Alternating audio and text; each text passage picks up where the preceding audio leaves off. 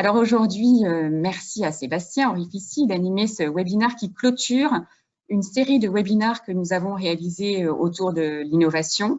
Le premier webinaire a été animé par le professeur René Rohrbeck, qui est titulaire de la chaire Foresight, Innovation et Transformation à l'EDEC, et qui nous a aidé à réfléchir en fait au where to play en matière d'innovation. On a vu comment élaborer des scénarios, faire des choix, opérer des choix et définir de nouveaux territoires stratégiques pour innover. Nous avons reçu également Pierre Duy qui nous a parlé de la posture d'innovation, de posture de leadership que devait tenir un leader pour innover, bien innover, même en temps de tempête. Et aujourd'hui, avec Sébastien, on va réfléchir sur quoi repose une innovation pour créer vraiment de la valeur, qu'est-ce que les entreprises doivent changer et quelles sont les résistances auxquelles on va faire face. Donc, merci beaucoup, Sébastien, de t'être libéré ce matin. Sébastien a rejoint depuis peu le poste de marketing et innovation, directeur marketing et innovation chez Engie Solutions. Il a 20 ans de marketing et innovation derrière lui, dont 13 chez Schneider Electric. Sébastien est également, en plus de ça, professeur affilié à l'EDEC. Il anime de nombreux cours autour de l'innovation, et notamment une magnifique Acceleration Week pour accompagner les dirigeants et cadres dirigeants dans leur démarche, avec d'ailleurs Pierre et René notamment.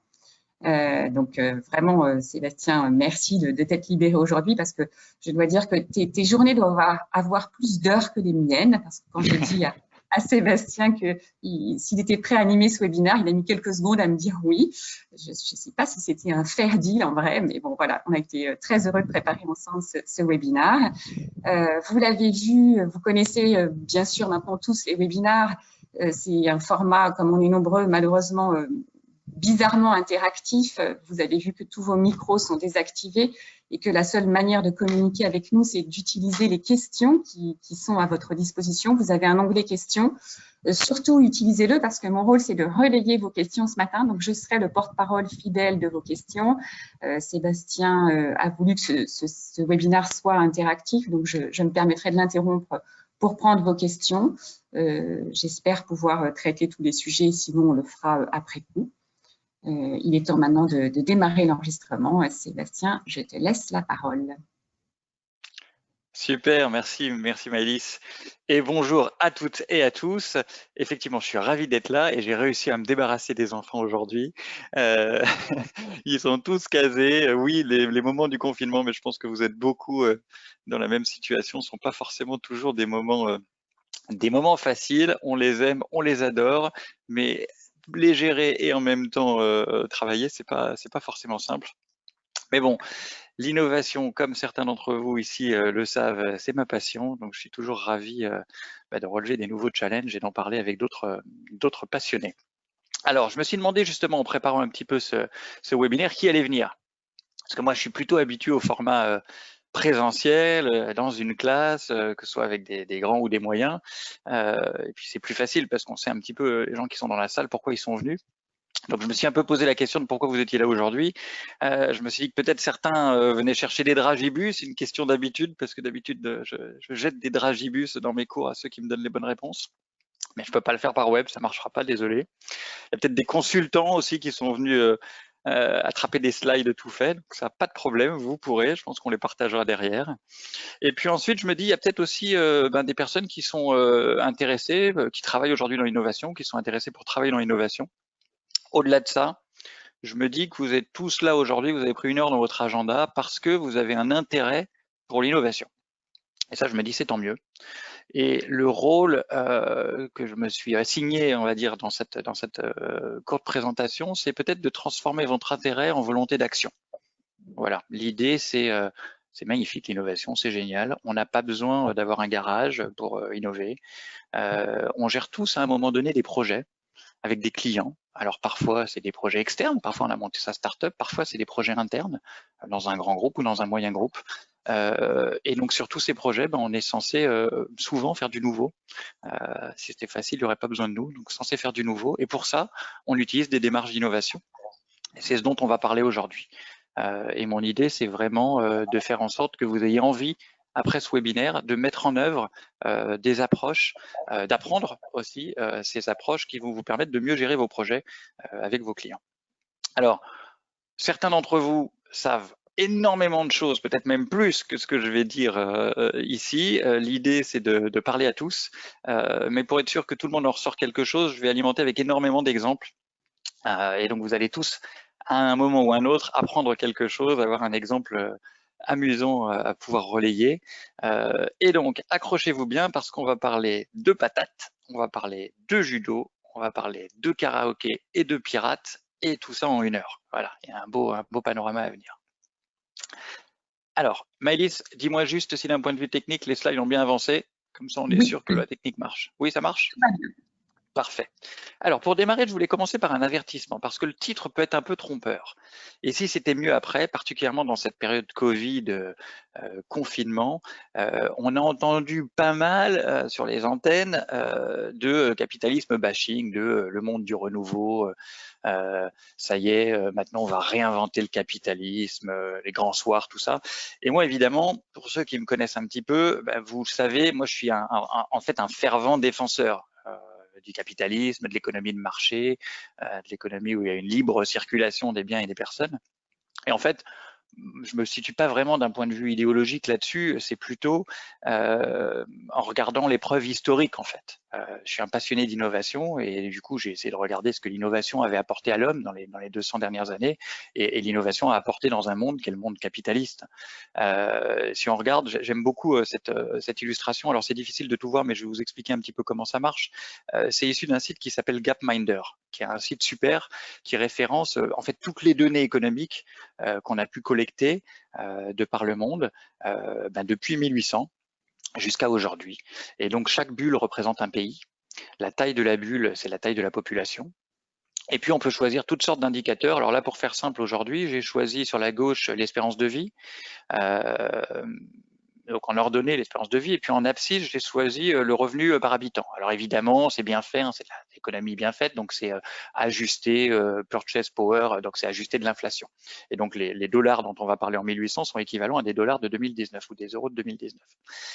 Et ce dont on s'aperçoit, qui est un peu la preuve quand même des apports du capitalisme et de l'innovation sur ces 200 dernières années dans l'histoire de l'humanité, ce dont on s'aperçoit, c'est qu'on était en gros 1 milliard en 1800. Vous voyez des petites bulles, chaque pays c'est une bulle, hein. Donc là la grosse bulle rouge c'est la Chine, les bulles jaunes c'est les pays européens qui s'en sortaient un peu mieux, et puis vous voyez qu'on était quand même tous dans le quart en bas à gauche, hein, avec une espérance de vie moyenne de 30 ans, 35 ans, et puis on vivait en gros avec 1000 euros ou 1000 dollars comme vous voulez par an par habitant. Voilà, c'était pas hyper brillant. Et ce dont on s'aperçoit, c'est en 200 ans. Alors c'est marrant, quand vous irez sur le site, vous verrez les boules bugent. Hein. C'est encore plus drôle parce que vous les voyez bouger au cours de l'histoire. Mais pour accélérer ici, je vous montre la vision finale en 2019. Au passage, vous verrez une grosse accélération sur ces 30 dernières années d'ailleurs. Mais si on se place en 2019, on voit qu'on est quand même globalement passé dans le cadran en haut à droite. Et donc, on a aujourd'hui une espérance de vie moyenne plutôt aux alentours de 75 ans, avec un income moyen de, je sais plus, on est à 15 000, ouais, 15 000 par an et par habitant. Et dans le même temps, on a multiplié par 7 la population mondiale. Donc, pour moi, ça, c'est quand même des preuves factuelles que, alors après, vous me direz, mais oui, les arguments sont pas le bon, l'espérance de vie, l'income, tout ça, c'est pas les bons arguments. Moi, je trouve que pendant combien de temps chacun vit et avec quel niveau de vie moyen, c'est plutôt un bon élément. Alors, ça veut pas dire qu'on est tous sauvés. Ça veut pas dire que, vous voyez, il y a des pays là, c'est des pays africains, notamment certains pays africains là qui souffrent encore, hein, clairement, en termes de niveau de revenu. Donc, je suis pas en train de dire qu'on est sauvé, je suis juste en train de dire qu'on a inventé pour la première fois dans l'histoire de l'humanité un système qui fonctionne plutôt bien. Comme Stéphane Soumier, qui a animé mes matins pendant 10 ans, disait il y a quelques jours, le capitalisme, c'est quand même la machine qui est capable de s'arrêter du jour au lendemain là pour sauver ces personnes les plus fragiles. C'est ce qui s'est passé pendant 2 mois. Et puis avant de dire si on va faire mieux après, on pourrait déjà se dire déjà essayons de faire aussi bien, quoi. Voilà. Et puis si vous voulez pas écouter Stéphane Soumier, vous pouvez écouter Bill Gates qui nous a dit never before in history has innovation offered so much promises to everyone in so short a time. Ce qui veut dire en quelques mots, jamais dans l'histoire de l'humanité, l'innovation et le capitalisme n'a offert tant de promesses à tant de personnes en si peu de temps. Voilà. Puis si vous voulez pas écouter Bill Gates, écoutez Bono, l'ex-chanteur de U2, qui dit à peu près pareil sur un TED. Bref, tout ça pour vous dire que on va parler aujourd'hui de façon plutôt optimiste de l'innovation. Et si c'était mieux après, c'est pas on va réinventer le monde, c'est on va faire en sorte que ça tourne mieux. Alors Sébastien, quand tu parles, que tu dis mieux, c'est quand même une notion qui est extrêmement subjective, qui est libre d'interprétation. Est-ce que tu peux nous dire ce que tu entends par mieux? Qu'est-ce que ça veut dire exactement, concrètement? Et j'avais préparé cette question, Maëlys, parce qu'effectivement, je me lance dans le mieux. Alors, qu'est-ce que j'entends par mieux? Qu'est-ce que ça veut dire en innovation, innover mieux? Pour moi, en tout cas. Pour moi, innover mieux, c'est être plus pertinent. Et c'est être plus pertinent pour l'utilisateur. On parlera tout à l'heure brièvement de la différence entre l'invention et l'innovation, mais au centre de l'innovation, il y a l'utilisateur. Et donc, ce qu'on doit juger, c'est la pertinence qu'on va apporter à cet utilisateur. Et je vous renvoie ici un petit peu à nos amis les humanistes, là, l'homme de Vitruve de Léonard de Vinci, qui au moment de la Renaissance, ont cet espoir nouveau, remettre l'homme en fait au centre de l'univers, et commence à dire des choses. Alors j'ai lu depuis les leçons de philosophie que l'homme est la mesure de toute chose, c'est plutôt Protagoras chez Platon qui disait ça, mais peu importe. L'idée générale, c'est de dire que de la même façon qu'il disait, donc l'homme de Vitruve, c'est l'homme est le modèle géométrique idéal pour l'architecture. Eh bien moi, j'ai tendance à dire l'utilisateur, c'est le modèle géométrique idéal pour l'innovation. Voilà. Donc, on innove mieux parce qu'on innove pour un utilisateur. Et je voudrais vous prendre un petit exemple pour commencer à illustrer ça. Puis c'est un exemple visuel. Et puis alors, ça va nous permettre de savoir si autour de la table, on a des gens qui parlent chinois ou qui savent lire le chinois. Est-ce que vous pouvez essayer de me lire, de me décrire, Maëlys, je compte sur toi, de me décrire ce qu'il y a écrit sur cette machine. Alors, je rappelle à ceux qui sont arrivés un peu tardivement que vous avez l'onglet questions et que, en fait, nous, on attend vos réponses dans l'onglet questions. C'est pas complètement logique, mais voilà, utilisez l'onglet questions pour donner vos réponses à ce que vient de vous poser Sébastien. J'ai pas beaucoup de gens qui parlent chinois, visiblement. Alors que fait cette machine? À votre avis, que fait cette machine? Autocuiseur de patates. Bonjour la France. Autocuiseur de patates, c'est pas mal ça. Et ensuite, il y avait quoi? Bonjour la France. Bonjour la France, d'accord, ouais. Des saucisses. Autocuiseur de patates, j'aime bien. Il y a de la patate dedans, ouais, c'est clair. Alors attendez, ça arrive à toute vitesse là. Elle cuit des crevettes. C'est une machine à laver. Elle fait des frites, des patates le lundi. Elle fait de la décontamination de patates, du lavage de pommes de terre. Ok, vous avez compris qu'il y avait de la patate. Merci Maëlys. Vous avez compris qu'il y avait de la patate, on va dire qu'on n'est pas loin. C'est une machine qui lave aussi les patates. Alors, il faut que je vous raconte l'histoire de cette machine. Cette machine, elle a été produite par Haier Group, qui fournit de l'électrodomestique, des machines à laver, des frigos, qui est un intervenant en France d'ailleurs, mais particulièrement en Asie. Et l'histoire de cette machine est assez amusante. Tout commence par un rendez-vous d'un technicien de Haier qui arrive dans un village un peu agricole en Chine, au milieu de la Chine, et puis il arrive parce qu'il a été appelé parce que la machine à laver est en panne. Alors il arrive et puis il voit la machine à laver elle est pleine de terre. Alors il demande au client, il lui dit mais écoute, raconte-moi c'est quoi le dernier truc que tu as fait avec ta machine? Et le client lui dit, mais écoute, c'est simple, tu vois, les champs de patates là, j'ai plein de patates, bah, je les avais mis à laver dans ma machine. D'habitude, ça marche très bien, et puis là, je comprends pas, elle s'est arrêtée. Comment ça, tu lavais tes patates dans ta machine à laver? Ouais, c'est hyper pratique, j'ai plein de patates à laver, je les mets, d'habitude, ça marche bien. Bon, ok, le technicien remplit son rapport. Et puis, quelques semaines après, il y a un autre technicien qui va dans un autre village voir un autre client pour le même type de problème. Et qui finalement remonte au siège, le même type de problème, tiens, le client lavait ses patates dans sa machine. Ce que je trouve extraordinaire chez Haier, c'est que plutôt que faire ce que certains d'entre nous auraient eu envie de faire, à savoir mettre sur le mode d'emploi de la machine, pitié, ne lavez pas vos patates, ils se sont dit, et si? Et si c'était une opportunité? Et si finalement, on pouvait permettre à nos clients, à ceux qui le souhaitent, de laver leurs vêtements et leurs patates dans une même machine. Et donc là, vous voyez, la machine, elle lave les patates. Effectivement, c'est même l'argument de vente, le fait qu'elle lave aussi les patates. Pour ceux qui voient un petit peu là sur la partie haute de l'écran, on voit qu'il y a deux compartiments quand même pour pas mélanger les patates et les vêtements. Enfin, j'imagine que c'est pour ça. Et donc, cette machine lave aussi les patates. Mon point, à travers cet exemple, c'est de dire que c'est pas à nous, innovateurs, de décider ce qui est bon ou pas bon pour le client.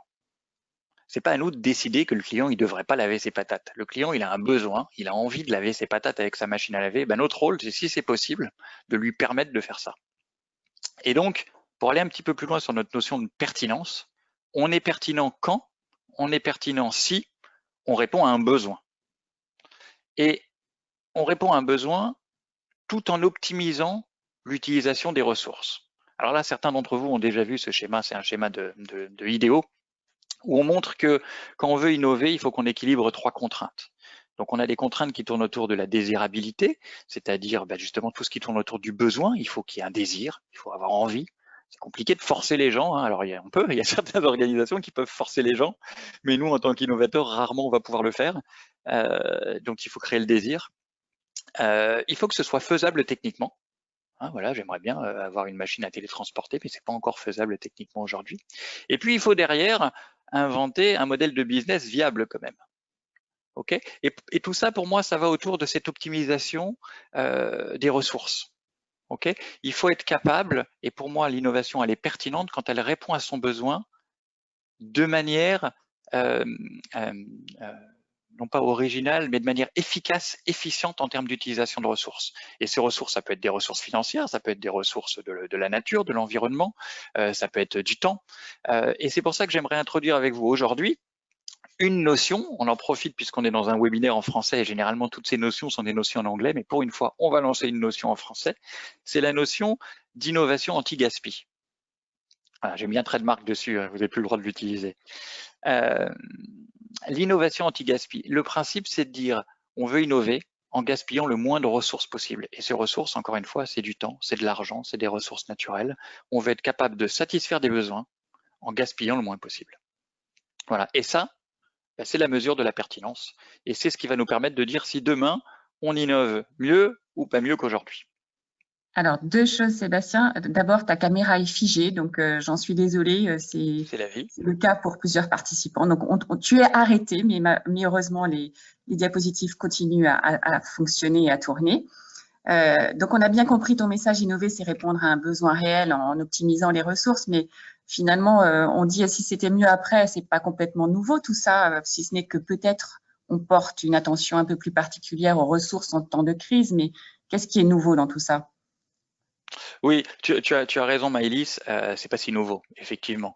Il faut bien le reconnaître. Alors maintenant, c'est mon écran qui est figé. Non, ça marche. Oui, c'est pas si nouveau.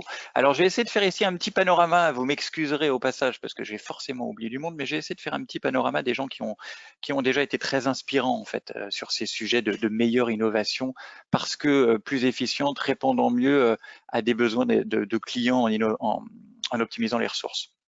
Et je vais commencer par le siècle, par il y a 2 siècles, par la fin du 19e. Je vais commencer par Schumpeter. On ne peut pas parler d'innovation, je suis désolé, on ne peut pas parler d'innovation pendant plus de 10 minutes, là on l'a fait, hein, sans parler de Schumpeter.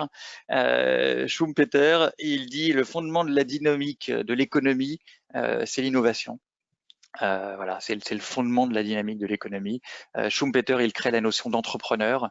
Pour lui, l'entrepreneur, c'est le personnage central dans l'innovation.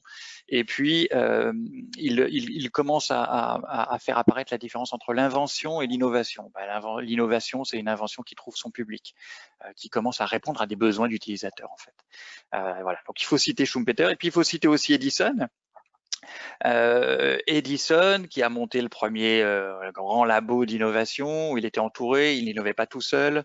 Ce qui était génial avec Edison, c'est qu'on le connaît beaucoup pour l'ampoule. Tout le monde se dit, tiens, Edison, il a inventé l'ampoule. En fait, Edison, il n'a pas inventé l'ampoule. Edison, l'ampoule, elle existait déjà, simplement, elle n'était pas viable commercialement. C'était typiquement une invention, en fait. Elle était fabriquée avec un matériel, le platine, qui coûtait beaucoup trop cher. Donc, la vision d'Edison, ça a été de dire, si je veux lancer ça, il faut absolument que je trouve un matériau qui coûte moins cher que le platine pour pouvoir démocratiser mon invention, l'invention. Et c'est quelqu'un, Edison, qui aimait prototyper, qui aimait essayer. Et pour le coup, pour son ampoule électrique, il est connu il prétend avoir fait 1600 expériences. Bon, il a brûlé littéralement tout ce qu'il trouvait dans son bureau avant de trouver le bon filament qui allait devenir l'ampoule à incandescence. Et donc le prototypage, c'est un autre sujet dont on parlera. Et puis le dernier point chez Edison que je voudrais faire ressortir, c'est que c'est quelqu'un qui construisait pas des objets, des produits, mais qui lançait des solutions en fait. Et quand il a cherché à lancer son ampoule incandescente, en fait, il a créé le secteur de l'électricité. Il a commencé par 56 clients dans un district à Manhattan, et puis il avait monté sa petite centrale de production d'électricité, il avait monté son réseau d'électricité, il avait monté son utilité, l'équivalent d'EDF, pour vendre à ses 56 clients de l'électricité qui allait permettre d'allumer les ampoules notamment. Donc voilà, pour moi, voilà les précurseurs en fait des approches dont on va parler aujourd'hui, centrées sur les besoins clients et l'optimisation des ressources. On a ensuite notre école du design thinking, notre école IDEO avec Dave Kelly et Tim Brown. Là, on va se situer plutôt dans les années 90. Donc, le design thinking, ce sont des approches centrées utilisateurs dont vous avez sans doute tous déjà entendu parler. Il développe beaucoup d'outils qui sont très forts sur les premières phases de l'innovation, notamment les phases d'inspiration. Et puis, ça a été complété, je dirais, ces dernières années, ces 20 dernières années, par toute cette école-là. Alors, il y en a certains là, qui sont dans l'école Lean Startup, dont vous avez peut-être entendu parler aussi. Alors, il faut citer Christensen, qui est mort cette année, prof d'innovation à Harvard, qui a fait plein de choses sur l'innovation, qui a notamment parlé du dilemme de l'innovateur, le fait que les grands groupes en fait ont du mal à innover parce qu'elles écoutent trop leurs clients. Alors, on parlera peut-être tout à l'heure si on a le temps de la distinction entre l'écouter trop, l'écouter pas assez. Moi, je pense qu'on l'écoute jamais trop, mais en tout cas, elle l'écoute mal. Et puis Christensen, un peu plus récemment, il nous avait parlé de la notion de job to be done. Quel est le vrai rôle que l'utilisateur assigne au produit ou au service qu'il va vous acheter? À quoi ça sert vraiment au fond du fond du fond du fond? À quoi ça lui sert? C'est une notion intéressante, ça, qui permet d'aller rechercher vraiment à la racine des besoins de l'utilisateur. On a ensuite Steve Blank, qui je crois était le prof d'Eric Ries. Alors Steve Blank, il a lancé le Customer Development, comment on développe centré sur les usages, centré sur les clients. Eric Ries, il a lancé officiellement le Lean Startup, qui est une approche qui est venue s'alimenter un petit peu de tout ça et de construire. Osterwalder, vous le connaissez peut-être parce qu'il a construit le business model Canvas, qui est un outil qu'on utilise aujourd'hui pour analyser les business models. Et puis Ash Maurya, il a documenté tout ça, il a créé des outils. Dans son bouquin Running Lean, il sort des concepts et il commence à transcrire ça en outils, et c'est des outils qu'on peut utiliser au quotidien dans nos projets. Voilà, je vous les conseille tous, ils sont très inspirants et surtout, ils vous permettent de passer à l'action et de poser les bonnes questions au bon moment, d'utiliser les bons outils au bon moment pour avancer dans vos projets.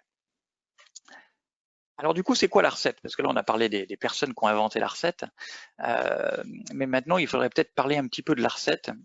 La recette, elle est simple sur le papier. C'est beaucoup plus difficile à faire. On parlera tout à l'heure de formation. C'est typiquement des sujets sur lesquels il faut être formé, il faut apprendre. C'est pas intuitif. Mais finalement, la recette est assez simple. Elle est dure à mettre en œuvre, comme toute bonne recette de cuisine, mais elle est assez simple sur le papier. Ça passe par trois choses. Si on veut que l'innovation soit meilleure, si on veut innover mieux, ça passe par une meilleure interaction avec les clients, avec les prospects, une meilleure collaboration en interne pour assurer finalement cet équilibre entre les contraintes dont on a parlé, désirabilité, faisabilité, viabilité. On va se rendre compte que c'est pas forcément les mêmes personnes dans l'entreprise qui s'occupent de ces trois sujets. Et puis le dernier élément de la recette, le dernier ingrédient, c'est les itérations.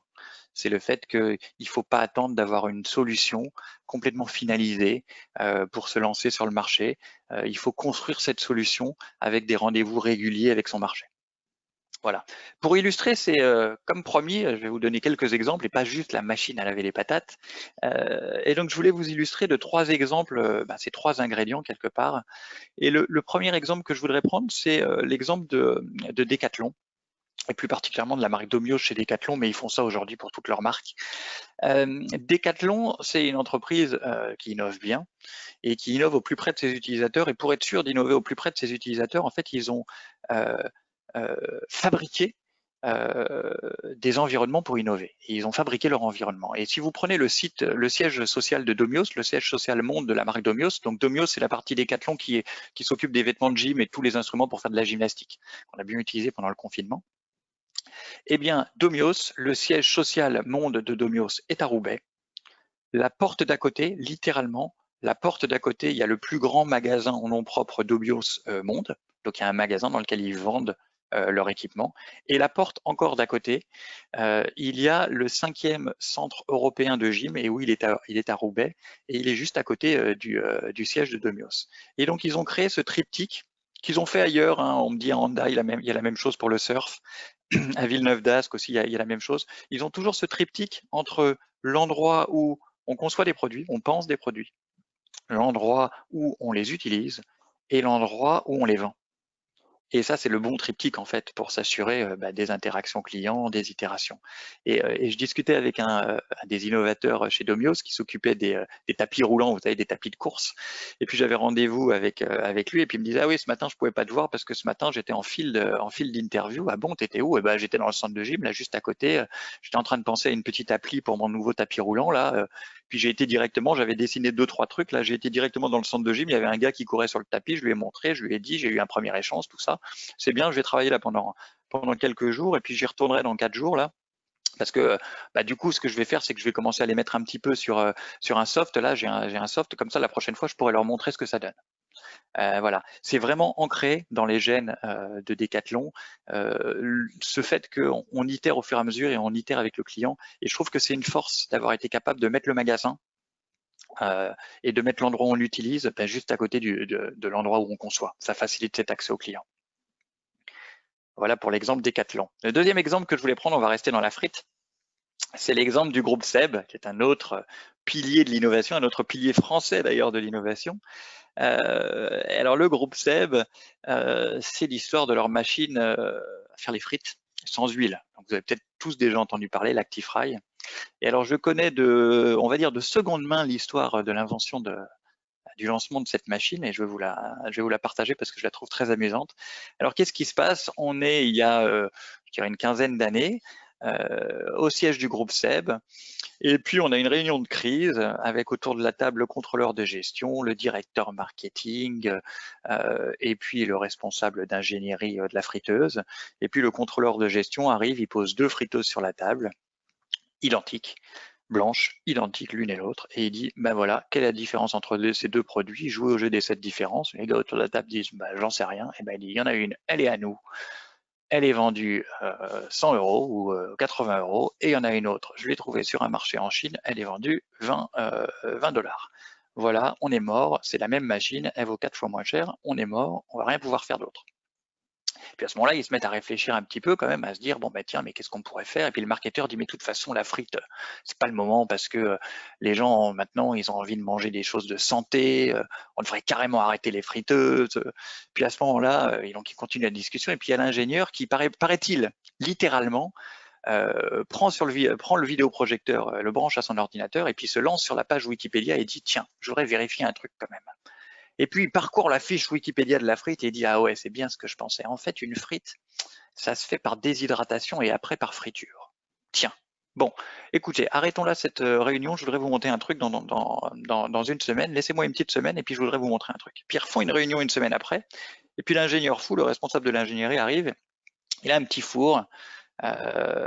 Et puis il a un petit spray là, de vinaigrette, d'huile d'olive, et puis à l'aide de ce four et de cette vinaigrette, alors il commence par mettre les patates dans le four, il les a tranchées en tranches, et puis voilà, il les sort, elles ont été déshydratées, et puis ensuite il les spray avec son spray d'huile d'olive là, avec un briquet, et puis il dit voilà, ça c'est une frite.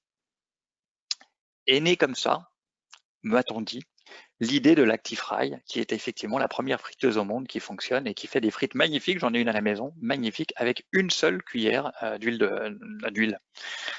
Et donc qui répond à la fois aux besoins de j'ai envie de manger des frites parce que quand même c'est diablement bon, mais j'ai envie de manger sain et j'ai pas envie que mes frites elles soient restées trempées dans l'huile pendant une demi-heure. Voilà. Vous voyez cette collaboration, hein, le contrôleur des gestions qui arrive en disant on va pas tenir là, avec le modèle actuel, le marketeur qui dit mais tiens il y a des tendances lourdes quand même, hein, la santé c'est une tendance lourde. C'est pas le client qui a demandé une friteuse sans huile, hein, soyons bien clairs, c'est pas le client qui l'a demandé, le client il a juste demandé à manger plus sainement. Mais en mixant, en faisant travailler les cerveaux ensemble, on s'aperçoit, on trouve une innovation. Aujourd'hui l'Actifry elle est vendue, je sais pas, 140 € je crois, soit 7 fois plus cher que le modèle chinois et pourtant elle se vend, ils en vendent beaucoup, ils en vendent énormément. Voilà. Puis j'ai un troisième exemple à citer sur ce slide, mais pour cet exemple, j'ai besoin en fait que vous me garantissiez que vous le répétez à personne parce que c'est un exemple assez personnel. Et donc Maëlys, je vais te demander à nos utilisateurs, ou plutôt je vais leur demander, mais ils vont me l'écrire, qu'ils jurent, qu'ils promettent de ne pas donner cet exemple qui est un exemple personnel et donc de ne pas en parler. Donc il faut qu'ils écrivent sur le chat ou dans les questions ou les réponses, j'ai pas bien compris, mais il faut qu'ils écrivent qu'ils promettent de ne pas en parler. C'est un exemple assez personnel. Bien sûr. Bien sûr, promis. Trop tard, je l'ai déjà raconté. Haha. Promis juré. Ok, on n'en parle pas. Bon, c'est bon. Je jure, ce sera déformé et amplifié. Allez, c'est Bon, parti. ok. Alors, en fait, effectivement, ça part d'un truc un peu personnel, c'est que je suis un grand fan de karaoké. Au-delà de l'innovation, mon Ah, autre moi passion, aussi. c'est le karaoké. J'adore le karaoké. Mais j'adore le karaoké un peu comme on faisait en Asie, c'est-à-dire le karaoké où on chante dans un salon uniquement avec ses copains parce que eux, ils chantent bien, contrairement aux inconnus. Et puis nous, on chante bien aussi. Et donc, on organisait, il y a quelques années de ça, on organisait avec des amis régulièrement des soirées karaoké. Et puis à chaque fois, je sais pas pourquoi, ça tombait sur moi, j'étais en charge de trouver le bon endroit. Et puis à chaque fois, je passais des heures sur Google à chercher le bon endroit karaoké. Et à chaque fois, franchement, on finissait dans les bas-fonds d'un restaurant, souvent asiatique d'ailleurs, et puis à chanter avec un menu hyper difficile à lire, avec des chansons pas toujours en français, pas toujours en anglais. Enfin bref, l'alcool aidant, on arrivait à chanter quand même et à faire notre karaoké. Et puis arrive un jour, une année, on me demande: «Ah tiens, si on se refaisait une soirée karaoké, ça fait longtemps. Ah ouais, tiens, si on faisait ça jeudi prochain», et je leur dis: «Bon, écoutez, je m'en occupe, d'habitude, je trouve des endroits pas trop mal. On va voir s'il y a des nouveautés, je m'en occupe». Et donc je me lance sur mon Google et je tape, comme d'hab, karaoké Paris, espace privatif, tout ça, et puis assez rapidement, je tombe sur un site super bien foutu qui me dit les karaokés en salon privé comme en Asie. Alors je clique, je regarde, je vois des photos, choisissez votre salon, choisissez votre style, choisissez le nombre de personnes. Je me dis, ah, c'est pas mal ça, tiens. Ah ouais, bah tiens, le salon Gold, on va être 10, 10 c'est pas mal. Ah ouais, ça a l'air marrant, tiens. Est-ce que vous voulez vérifier la disponibilité? Bah ouais, j'allais vous appeler, mais génial, vérifier la disponibilité en ligne, super. Et quand est-ce que vous voulez venir? Jeudi 21h. Bon, jeudi 21h, je tape tout ça. Est-ce que vous voulez? C'est bon, c'est disponible. Ça coûte, je sais plus, 80 € pour 2 heures. Ok, très bien, super. Est-ce que vous voulez prévenir vos amis automatiquement par email pour qu'ils reçoivent l'invitation? Ah bah ouais, génial, super. Comme ça, j'ai pas besoin d'envoyer le mail. Donc, je tape les adresses email de mes amis. Et hop, tout le monde reçoit l'invitation. Et le jeudi à 21h, on se retrouve devant un restaurant. Il n'y a pas de karaoké. Le restaurant nous accueille en se marrant bien, en disant, bah oui, vous n'êtes pas les premiers à venir, mais non, il n'y a pas de karaoké ici. Et en fait, qu'est-ce qui s'était passé? Je peux vous le dire maintenant parce que BAM, ils existent depuis et ils ont racheté le restaurant en l'occurrence, et puis d'autres emplacements à Paris. Qu'est-ce qui s'est passé? Il s'est passé qu'il y avait des petits malins qui faisaient une super étude marketing en fait, qui faisaient une vraie étude. C'est-à-dire que euh, c'est infiniment plus percutant de prouver à ces investisseurs que effectivement, bah, regardez, vous avez réussi à déplacer, vous avez pris les photos même, vous avez réussi à déplacer 100 personnes qui sont venues qui étaient d'accord de payer 80 €, qui sont venus. Je vais pas payer, j'avais pas mis ma carte bleue en ligne, mais qui sont venus avec leurs amis. C'est infiniment plus percutant qu'un business plan. Alors, après, on pourrait se dire, bon, ils n'ont pas été vraiment sympas avec moi, ils auraient pu m'écrire la veille ou m'écrire 3 jours avant en me disant, dites, désolé, on est en train de faire notre étude, on est super content que vous soyez motivés, on vous promet, dès qu'on le lance, vous serez les premiers à être prêts. Ça aurait été plus sympa, je leur dirai un jour. Mais bon, l'expérience m'a tellement amusé. On a fini, je vous rassure, dans les bas-fonds d'un restaurant encore asiatique à chanter. Mais l'expérience est amusante et l'expérience pour moi est une bonne illustration du fait qu'il ne faut pas attendre avant de lancer sa proposition de valeur. Il ne faut pas attendre d'avoir racheté le restaurant, d'avoir tout monté avant de tester sa proposition de valeur avec les clients. On n'est pas obligé de tromper les clients, hein, on peut les arrêter avant, mais il ne faut pas attendre avant de le tester. Et on peut tester un karaoké box juste avec un lien sur Internet. Bon, Voilà merci pour la Sébastien. recette. Oui, Il y a Jean-François qui nous rappelle que c'est du gros hacking que tu as vécu lors de ton itération avec ton karaoké. Ça tombe bien, exactement. d'ailleurs, ça sera notre sujet de la semaine prochaine au sein de l'AMP. Alors, merci pour cette recette. Moi, elle a un petit goût de déjà connu, cette recette, parce que franchement, avant la crise, il me semble que je la connaissais déjà. Est-ce que tu peux préciser ce que la crise a changé à cette recette? Ouais, complètement, parce qu'on a dit que c'était pas nouveau. Et effectivement, c'est pas nouveau. C'est pas nouveau, tous ces exemples-là que je vous ai pris, c'est des exemples d'avant la crise. Simplement, cette crise, on l'a tous un petit peu vécu au quotidien, elle a accéléré ce mouvement. Elle a accéléré ce mouvement on fait vite quelque chose qui marche, on se rapproche des utilisateurs, on est dans une crise que personne n'avait vécue, et je pense que ça nous a tous amenés à re-questionner la façon dont on sert nos clients. Alors, vous l'avez vu tous, vous l'avez sans doute vécu pour vos restaurants qui ont commencé à faire de la livraison à domicile. On a les primeurs qui se sont rapprochés des utilisateurs. On a des écoles comme l'EDEC qui ont commencé à passer des contenus 100% en ligne. Il faut savoir que depuis quelques mois, effectivement, à l'EDEC, tous les contenus, j'y participe, sont 100% en ligne. Donc les étudiants ont continué à étudier.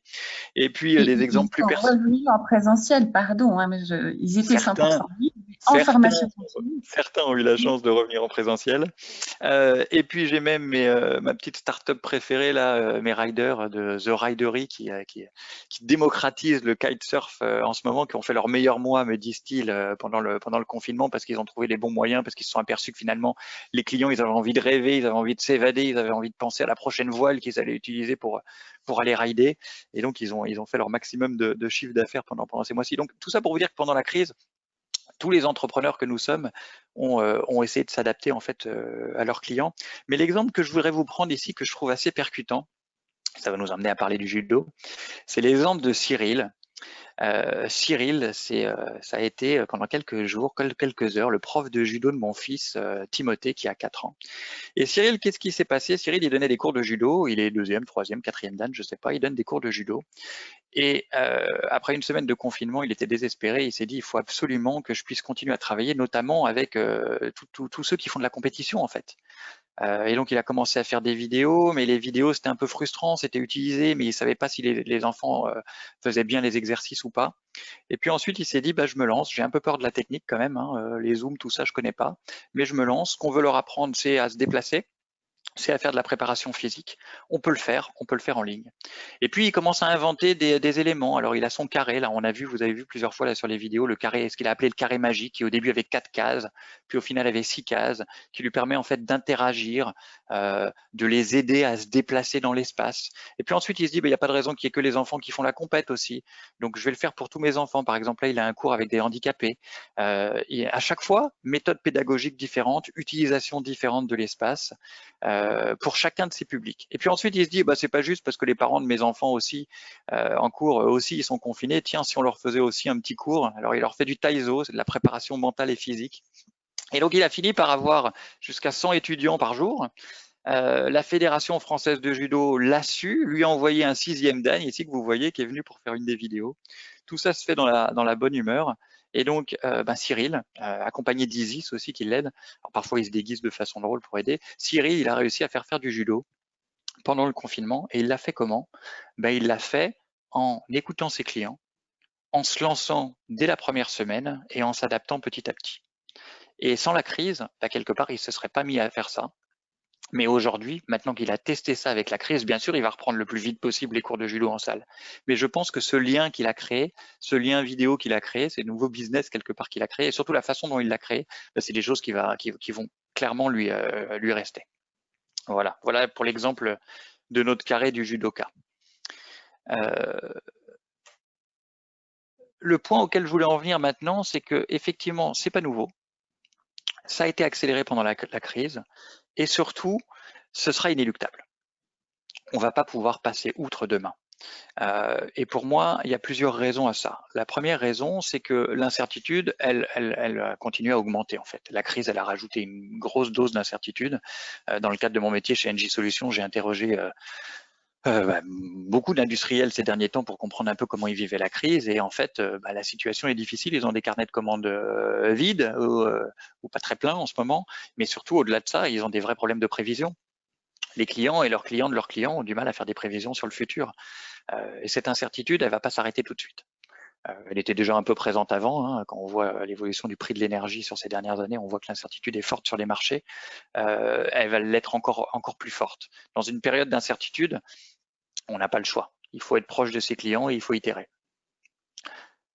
Ensuite, les exigences clients, c'est pareil. Elles avaient augmenté depuis 30 ans avec le digital notamment. On est de moins en moins, enfin vous le voyez, on est de moins en moins patient. On veut de plus en plus que tout marche bien tout de suite. On veut de plus en plus la quadrature du cercle. On veut des beaux produits, mais en même temps qu'ils soient durables, qu'ils soient conçus de belle façon, qu'ils soient pas chers, voilà. Et puis qui me servent complètement sur mon besoin, sur l'intégralité de mon besoin. Donc les exigences clients, clairement, elles vont pas diminuer avec la crise. Et puis le troisième point, c'est le point du financement. Ça va pas être simple. Alors c'est à la fois compliqué parce que on a une injection de liquidité massive de la part des États, donc on pourrait dire il y a de plus en plus de projets qui vont être financés, c'est vrai, mais on s'aperçoit aussi dans les grands groupes dont je fais partie que aujourd'hui, pour innover, les grands groupes ont besoin de reconstituer leurs réserves de fonds propres, et donc l'innovation, c'est forcément mécaniquement, je dirais, un des centres qu'on coupe en premier. Et donc on va avoir besoin de commencer à montrer des résultats le plus vite possible avec le moins de financement possible, donc en optimisant les ressources dès le démarrage. Tout ça pour vous dire que mettre en œuvre cette recette, mettre en œuvre ces ingrédients, ça va être de plus en plus inéluctable. Alors, comment on fait? Comment on fait si on a envie effectivement de ne pas laisser le train passer? Et comment on fait pour se mettre dans la bonne démarche pour innover mieux? L'idée, c'est, au-delà des 3 ingrédients que j'ai donnés, l'idée, c'est de remettre l'énergie au bon endroit. Aujourd'hui, dans beaucoup de vos entreprises, le centre, le cœur de l'innovation, le moteur de l'innovation, c'est l'idéation. Tout le monde aime faire de l'idéation. On adore faire ça. On adore générer des idées, on adore générer alors on appelle ça des propositions de valeur pour des clients. On adore faire ça, c'est le truc qu'on adore. Tout le monde veut faire ça, tout le monde veut faire de l'idéation. Et puis ensuite, vous avez les chefs qui arrivent qui disent, OK, elle est sympa ton idée, super, maintenant il faut en faire du profit, quoi. Donc maintenant il faut l'optimiser. Il faut la construire autour de cette idée, construire la solution, il faut l'exécuter. Il faut la construire le plus vite possible et puis derrière, il faut l'optimiser, il faut passer à l'échelle, il faut l'industrialiser, il faut vendre, il faut faire du profit. Et voilà, le processus d'innovation, il se résume souvent à ça. Et en fait, mon point, c'est de dire que on oublie, dans ces démarches très réductrices de l'idéation, qui finalement se focusent pas au bon endroit, on oublie les 2 points les plus importants. Et les 2 points les plus importants, c'est l'inspiration. C'est le moment où on va aller identifier chez des clients des vrais problèmes dignes d'être résolus, qu'on va pouvoir résoudre. On va aller chercher des vrais projets, des vrais problèmes. Et ça se fait dans la phase d'inspiration. C'est pas simple. C'est beaucoup plus compliqué que de faire un atelier d'idéation. C'est même beaucoup plus compliqué que d'optimiser des process. C'est d'aller comprendre auprès du client, auprès de son marché, et d'aller essayer de saisir des vrais problèmes qu'il va falloir résoudre. Et puis l'autre phase qu'on oublie très souvent, c'est une fois qu'on a l'idée, c'est super sympa, l'idée, c'est très bien, on aime tous avoir des idées, mais l'idée, il va falloir l'affiner, il va falloir construire, on va s'apercevoir en la construisant, en essayant de la valider, on va s'apercevoir qu'on va beaucoup la changer, cette idée, on va beaucoup la transformer, on va beaucoup itérer. Et donc cette partie du process qu'on oublie souvent, c'est la partie de validation, qui doit absolument avoir lieu avant l'optimisation. Parce qu'une fois qu'on va optimiser, on va en parler tout à l'heure, on va tomber amoureux de sa solution. Et donc plus jamais on la validera finalement. Et donc, ce business model qu'on va vouloir construire, on va le construire de façon itérative, on va le construire en validant pas à pas chacun des éléments de sa proposition de valeur et chacun des éléments de son business model. Voilà. Quand je dis remettre l'énergie au bon endroit, c'est dire qu'aujourd'hui, dans la plupart des grands groupes que j'ai côtoyés, on est très focus ideation optimisation, alors qu'on devrait mettre le focus sur l'inspiration, comprendre les vrais problèmes et sur la validation pas à pas des business models.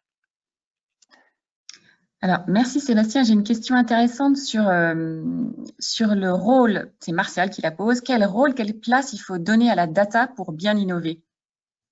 On peut tout à fait donner de la place à la data, au quanti.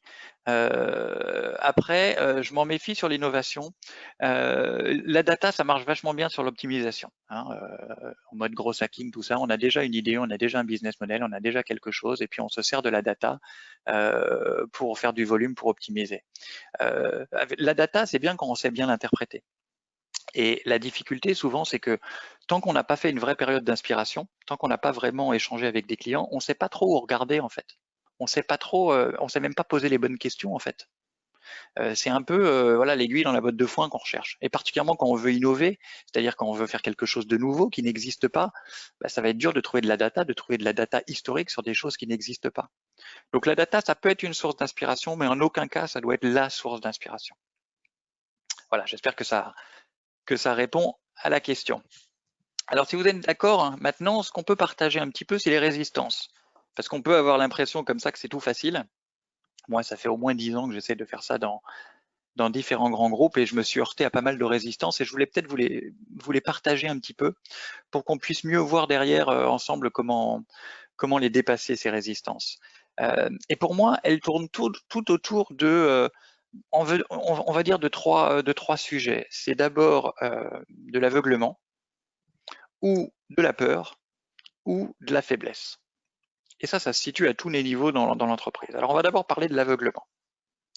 L'aveuglement, c'est on ne voit pas bien. C'est-à-dire que ce qui nous aide pas, c'est le gloubi-boulga actuel des termes autour des approches d'innovation. C'est-à-dire que dans toutes les entreprises aujourd'hui, tout le monde parle de design thinking, tout le monde parle de customer centric, etc.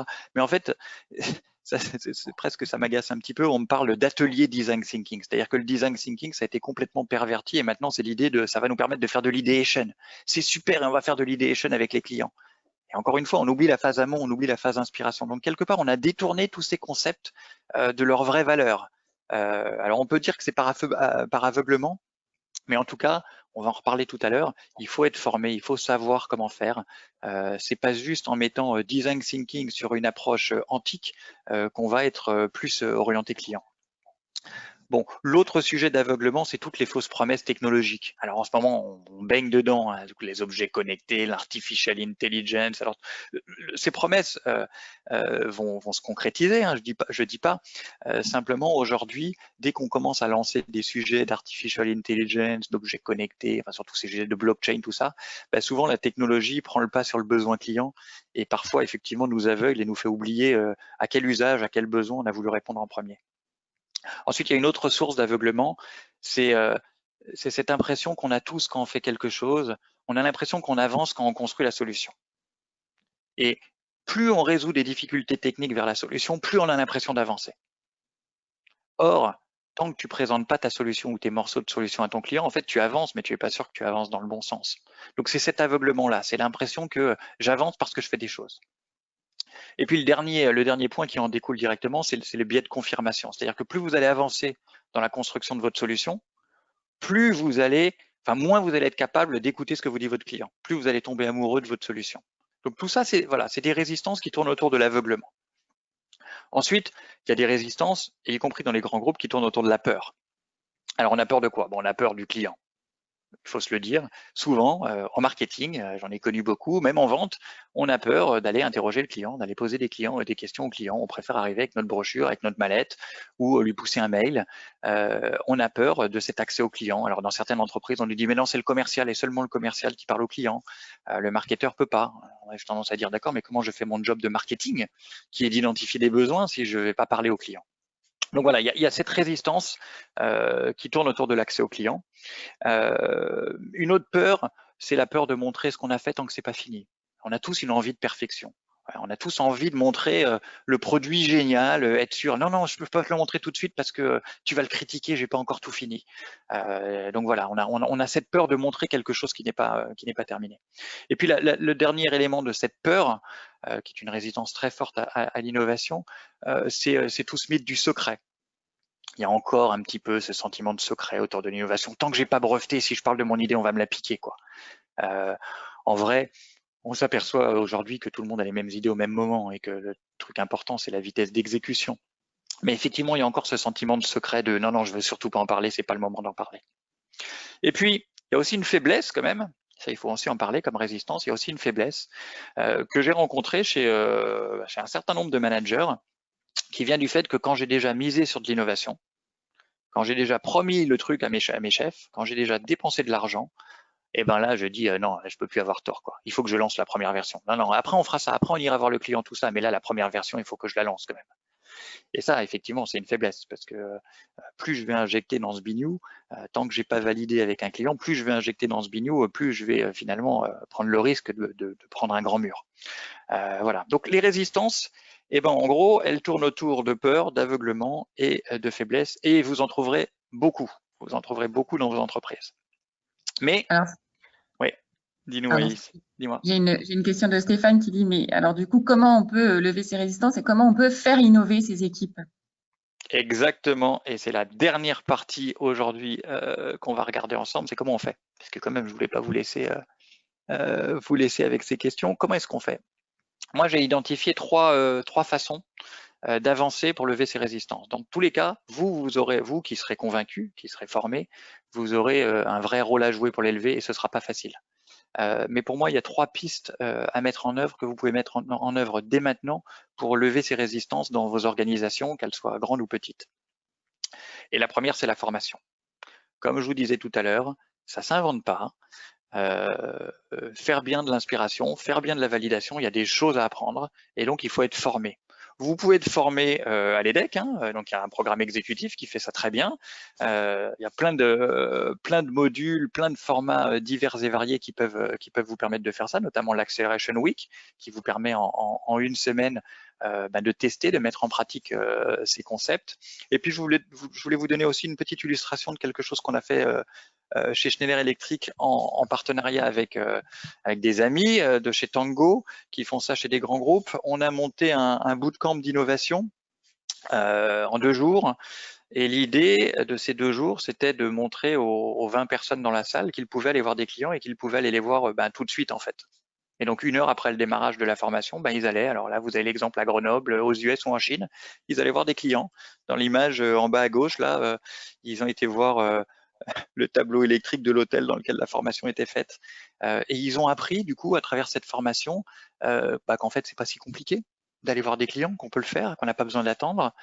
Mais surtout, ils ont appris que c'est comme ça qu'on apprend des vraies choses. Voilà, donc pilier numéro 1, pour vaincre ces résistances, il faut former les gens. Il faut leur faire des vraies formations avec des vraies mises en pratique. Il ne faut pas qu'ils reviennent en disant je vais faire un atelier design thinking avec mes clients. Il faut qu'ils reviennent avec j'ai compris les outils et je les ai utilisés. Et le premier truc que je vais aller faire, c'est aller parler à mes clients parce que maintenant je sais leur parler. Le deuxième pilier Alors, tourne je autour de la... t'interromps, excuse-moi. Oui, dis-moi. Là, tu dis le premier pilier, c'est d'aller voir ses clients et de leur parler. Comment, demande Stéphane, comment on peut voir ses clients à distance? Comment aller les voir à distance? Oui, alors c'est infiniment moins pratique que de le faire en présentiel, je suis bien d'accord. Mais quand on n'a pas le choix, on le fait quand même. Je l'ai fait là pendant la crise avec une vingtaine de clients industriels. On obtient quand même pas mal de choses. C'est sûr, c'est beaucoup plus dur pour le body language. C'est sûr, c'est beaucoup plus dur. Mais on y reviendra tout à l'heure, il n'y a pas d'excuse. Si je peux pas le faire en présentiel, je le fais quand même en web. Je perds un peu, hein, il me montre pas le truc sur lequel il travaille. Je vois moins bien son body language. C'est plus dur de faire de l'empathie. Mais c'est infiniment mieux que de faire tout seul en faisant des recherches Internet. Le deuxième pilier pour vaincre les résistances, et particulièrement dans les grands groupes, c'est de mettre en place une gouvernance pour les projets d'innovation. Et finalement, c'est de mettre en place un fonctionnement un peu comme si on était un comité d'investissement. Et un peu comme si on était un comité d'investissement qui allait juger chaque projet comme si c'était des startups. Parce que la difficulté finalement dans les grands groupes, c'est d'arrêter des projets. Et parce que la difficulté, c'est de juger objectivement des projets. Et là, je vous donne un autre exemple d'un autre ami, consultant également, qui s'appelle Mathieu Vetter, que je salue au passage, qui travaille chez Octo et qui a fait cette démarche que je trouve assez intéressante, que je réutilise en ce moment chez NG Solutions, et qui permet en fait de créer des instances, des moments où on juge les projets, où les projets passent, et on les juge suivant leur niveau de maturité et suivant les preuves qu'ils ont à apporter. Et toute l'idée, c'est de dire, tant que tu n'as pas apporté la preuve, tu passes pas à l'étape suivante. Il y a une espèce d'effet cliquet. Donc, tant que tu n'as pas apporté une preuve qu'il y a 10 clients intéressés, on ne sponsorise pas ton POC, ton démonstrateur, ton prototype. Et puis ensuite, tant que ton prototype, tu ne l'as pas vendu à 3 personnes, on ne passe pas à l'étape d'après de financement. Et je trouve dans cette démarche, le fait qu'il y ait des indicateurs assez pertinents et assez objectifs, ça permet vraiment de décider en tant qu'entreprise, là où on met ses billes, quel projet on pousse, et ça permet d'être le bon aiguillon pour les projets en disant, c'est pas que j'aime pas ton projet, c'est pas que je crois pas à ton idée, c'est juste que pour l'instant, tu n'as pas encore apporté les preuves suffisantes d'intérêt de la part du marché, et donc on financera, on continuera, on avancera dans ce projet, on mettra des ressources dans ce projet quand tu auras trouvé ces preuves. Voilà, je trouve cette démarche assez intéressante et c'est mon deuxième pilier, la gouvernance. Et puis le troisième, parce que je vois le temps tourner, et je vous rassure, on s'approche de la conclusion. Le troisième, c'est le casting. C'est dans le choix des profils et dans la valorisation des profils. On a aujourd'hui, dans les fonctions marketing de nos entreprises, beaucoup de futurologues. On a beaucoup de personnes qui veulent me prévoir le futur. Et alors qu'ils veulent me faire des business cases, des business plans, qui font des études Internet, qui lisent des études de consultants, qui me disent, voilà, le marché de l'objet connecté, il va être à 2 milliards, et donc forcément, on va en prendre 5%, donc on va être super riche. On a beaucoup de futurologues. Et pour moi, ces futurologues, il faut les remplacer par des détectives. Il faut les remplacer par des gens qui savent aller observer des clients, qui savent aller questionner des clients, qui savent aller déceler, qui savent aller croiser les informations, qui savent aller déceler des vrais problèmes. Vous l'apprendrez quand vous ferez des formations détaillées en innovation. Le client, il ne sait pas donner ses problèmes, il ne sait pas donner ses besoins. Si vous ne l'interviewez pas de la bonne façon, c'est Henry Ford qui disait, si j'avais demandé à mes clients ce qu'ils voulaient, ils m'auraient dit un cheval plus rapide. Donc c'est à nous de jouer ce rôle de détective et d'aller comprendre le besoin, d'aller comprendre le problème, et c'est le rôle clé du marketeur demain. Donc vous ne cherchez pas des futurologues, vous cherchez des détectives. Et de la même façon, toutes nos entreprises sont bourrées de planificateurs, c'est-à-dire de gens qui ont des thermomètres plein les poches et qui sont des passionnés du plan, qui veulent faire des plans à 5 ans, qui veulent disséquer le projet en plein de sous-parties et qui veulent le planifier et planifier toutes les ressources du projet. Aujourd'hui, ce n'est pas des planificateurs que vous cherchez. Aujourd'hui, ce que vous cherchez, c'est des corsaires. Pour la petite histoire, je vous ai mis une femme ici. J'ai cherché une corsaire femme parce que tout à l'heure, dans mon panorama d'innovation, il y avait des bonhommes. Ça veut dire, hein, vous en faites pas, ça veut dire que les femmes, elles entreprennent, elles parlent pas des concepts, elles entreprennent. Donc justement, je vous ai mis une corsaire ici. Et l'idée, c'est ça que vous cherchez aujourd'hui. Ce que vous cherchez, c'est des gens qui vont directement faire des expériences avec les clients à moindre coût sur le marché, qui sortent leur sabre et qui vont s'attaquer au marché tout de suite. Vous cherchez pas des gens qui planifient dans les bureaux. Voilà le nouveau profil que vous devez rechercher. Je suis en train de regarder le temps. On est en train d'arriver à la limite. Maëlys, est-ce que ça te va si on passe à la conclusion? Oui, j'ai une petite question sur qu'est-ce que tu penses de l'agilité en entreprise de Jérôme? Oui, complètement. Après, c'est un buzzword, ça veut tout et rien dire. C'est comme design thinking, c'est comme lean startup ou lean innovation que j'entends partout. Bien sûr, il faut être agile, mais pour moi, agile, ça se transcrit dans les faits par comment j'itère, comment je crée ces petites expériences à moindre coût pour avoir des retours concrets de mes utilisateurs, de mes clients. Donc, derrière les mots, il faut toujours regarder qu'est-ce qu'on va aller faire et qu'est-ce qu'on va aller faire qui va nous donner un retour concret de notre marché. Ok, alors effectivement, on va arriver à la pré-conclusion. On est ici, ce webinaire, il a été construit pour les dirigeants et les cadres dirigeants. La grosse difficulté qu'on a, c'est d'arriver, et ce sur quoi on travaille, c'est d'arriver à poser les bonnes questions. Alors, est-ce que pour terminer, tu peux nous livrer tes secrets sur quelles sont les bonnes questions à poser pour débusquer les nanars? Et ce que je vous propose aussi, c'est vous tous qui nous écoutez, j'aimerais bien votre point de vue. Selon vous, c'est quoi les questions qui permettent de déceler la pertinence d'un projet d'innovation? On les partagera dans le mail de remerciement qu'on vous enverra. Donc, n'hésitez pas à donner aussi votre point de vue. Merci d'avance. Alors, j'y vais vite parce que du coup, je crois qu'on est coupé dans 1 minute. 3 questions pour débusquer les nanars.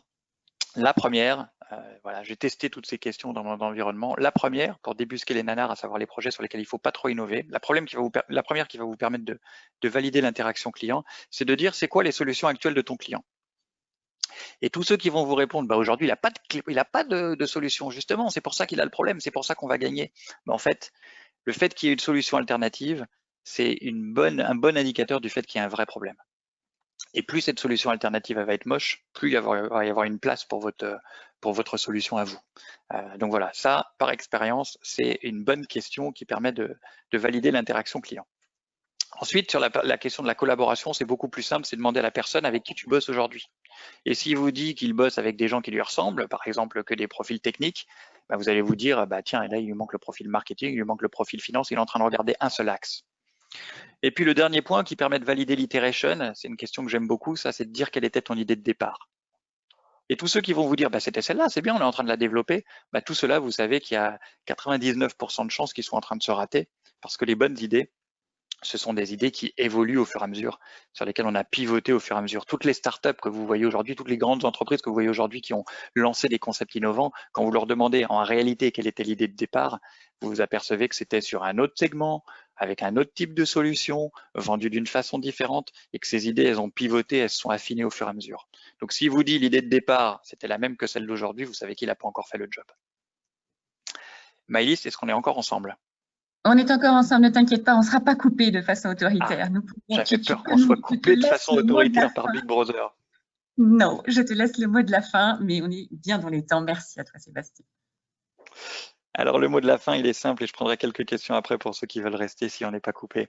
Depuis tout à l'heure, on a parlé des résistances et en fait, et je vous ai dit au démarrage que si vous aviez un intérêt pour l'innovation, il fallait convertir cet intérêt en action. Et mon point aujourd'hui, c'est de dire qu'il n'y a pas d'excuse. C'est no excuse. C'est-à-dire, vous deux, on va tous pouvoir trouver des excuses pour dire mais non, j'irai voir le client, mais j'irai la semaine prochaine. Non, mais là je peux pas parce que le commercial m'a dit qu'il voulait pas. Non, mais je peux pas parce que mon offre, il faut que je la garde secret. Des excuses, on va tous en trouver des milliards. C'est comme pour faire du sport. Et justement, le no excuse, c'est un groupe WhatsApp qu'un copain a créé avec quelques autres amis. Et c'est un groupe dans lequel on s'est engagé tous, chacun des personnes, à faire 120 fois du sport dans l'année. Ça fait 1 an et demi qu'on fait ça. Et en fait, ça nous tanne pas mal, ça nous oblige pas mal, cette idée de, à chaque fois que je fais du sport, j'envoie aux copains et je dis, voilà, j'en suis à 1, 2, 3, 4, jusqu'à 120 à la fin de l'année. Et l'idée, c'est de dire, OK, tu peux te casser une jambe pendant 3 mois, tu rattraperas. Mais l'idée, c'est qu'il n'y a pas d'excuses, qu'il pleuve, qu'il vente, etc. Tu t'es engagé, tu vas faire 120 fois du sport.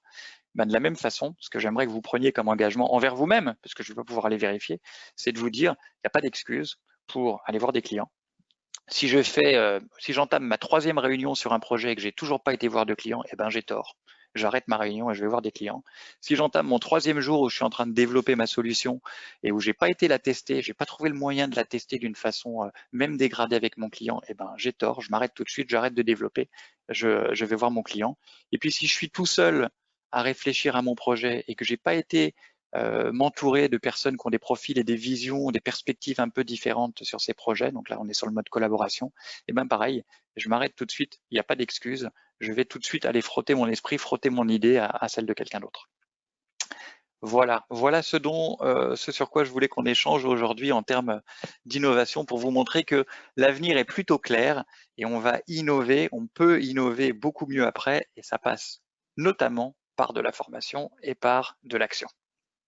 Merci infiniment, Sébastien. C'est sympa d'avoir une vision optimiste et enthousiaste sur l'innovation. On a bien compris, on va interagir, on va collaborer, on va itérer sur les patates, sur les karaokés, sur le judo et ailleurs. Un grand merci à tous pour votre présence. Merci infiniment, Sébastien. C'était un bon moment. On espère vous retrouver rapidement. Bonne journée à tous.